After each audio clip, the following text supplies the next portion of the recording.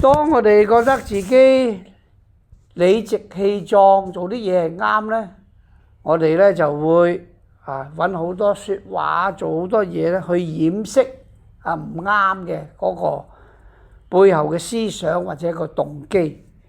今日嘅聖經再一次俾我哋睇到喺耶穌面前嘅兩件事，一件就係瑪利亞將呢啲咁香嘅香液敷抹喺耶穌腳嗰度。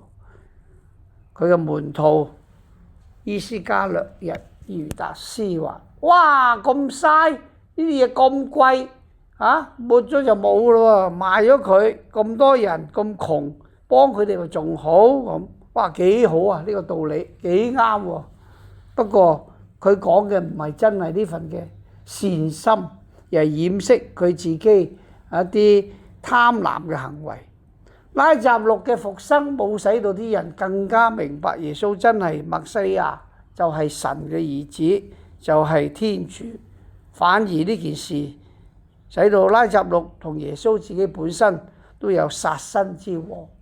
所以人好多時都冇真正咁睇到天主喺我哋生活當中所揭露嘅一切，而係我哋被我哋自己所蒙蔽，繼續選擇罪惡，而唔係真正順從耶穌。